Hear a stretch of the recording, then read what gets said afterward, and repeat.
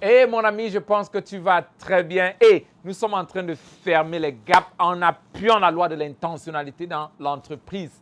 Je suis juste émerveillé par ce qui est en train de se passer. Les témoignages que j'ai lus hier, les gens sont en feu. Et je pense que après cette leçon, tu verras que tu as fait un bond, un bond de géant. J'ai toujours dit aux gens que les ressources qu'un entrepreneur a besoin, ce n'est pas souvent l'argent. C'est la capacité de capitaliser sur le momentum. Et pour le faire, il faut comprendre certaines lois et comment les choses fonctionnent dans l'entrepreneuriat. Et tu vois, tout ceci, c'est en train de changer ta façon de penser. Donc, nous allons parler aujourd'hui du manque de temps. Le manque de temps, la faussée du temps. Écoute, beaucoup de gens ont perdu plein d'opportunités parce qu'ils attendent le bon moment, parce qu'ils n'ont pas le temps. Ou alors, ils attendent ce bon moment. Ou bien, chaque fois, ils se disent, je n'ai pas ce qu'il faut pour commencer maintenant. Je pense que ça, ce n'est pas le bon moment. Quel est le bon moment pour toi? Quel est le bon moment d'ouvrir une autre agence? Quel est le bon moment d'introduire un autre nouveau produit dans ton magasin?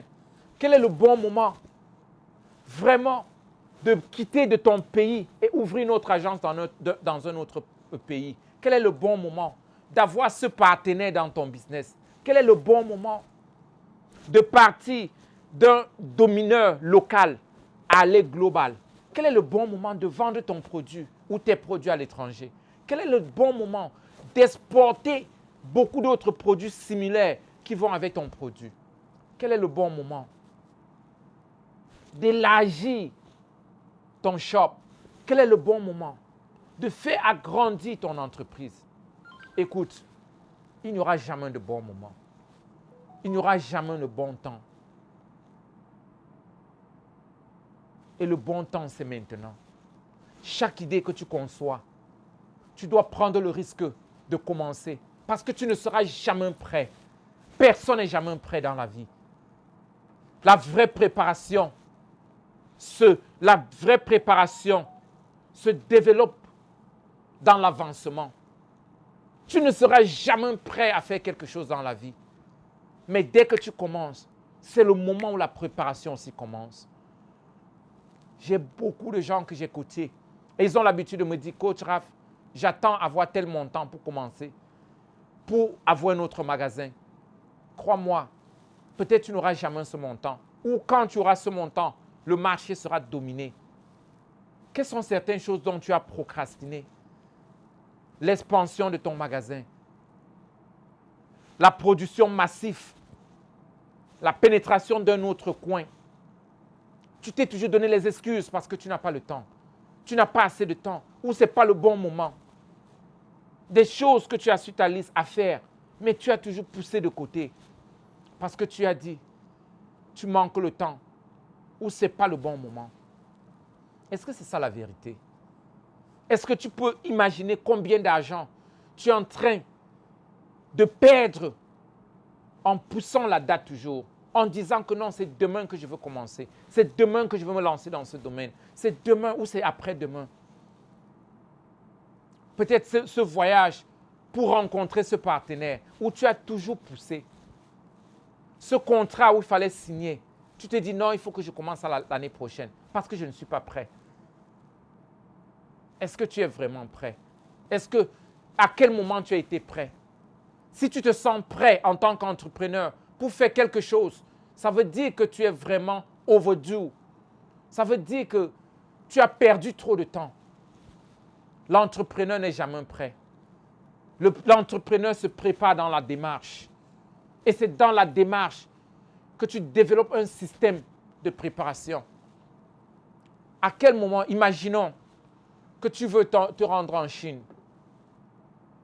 pour apprendre peut-être la langue chinoise. À quel moment tu seras prêt? Le moment où tu décideras d'aller en Chine et te mettre en route pour la Chine. Et c'est quand tu vas commencer à apprendre cette langue que tu verras que tu t'es engagé dans le processus. Le manque de temps. Parfois, tout ce dont nous avons besoin, c'est de s'engager, c'est de sauter et commencer. Et le temps, c'est maintenant. Et ne pas pousser à demain. Ma question à toi, quelles sont les excuses que tu t'es données pour procrastiner, pour pousser l'expansion de ton entreprise, l'agrandissement, le déploiement de certaines bonnes idées que tu as eues. Mais tu t'es toujours dit, il faut que ça attende. Il faut que ça attende. Est-ce que tu connais combien de millions, de milliards tu es en train de perdre? Des idées, très bonnes idées que tu as eues, mais tu n'as pas eu le temps d'implémenter cela.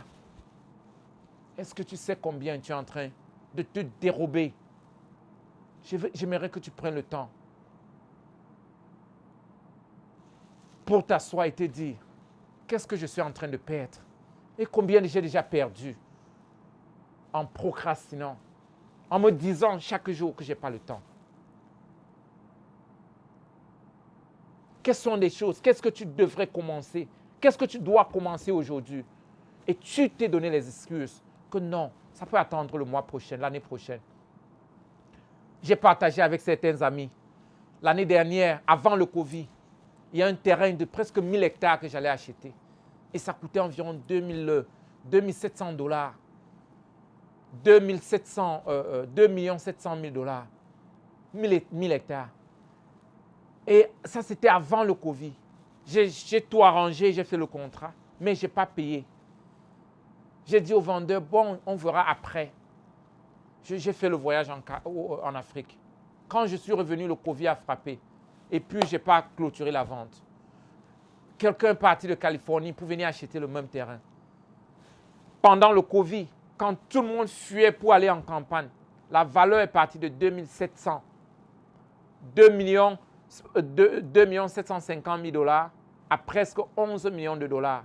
Parce que celui qui a acheté vendait à 11 000 dollars par hectare.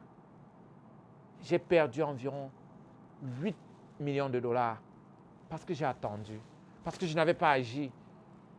Et j'avais tout ce qu'il fallait, toutes les cartes. Est-ce que tu sais combien tu es en train de perdre? Parce que tu es en train de pousser les choses. Décide-toi aujourd'hui.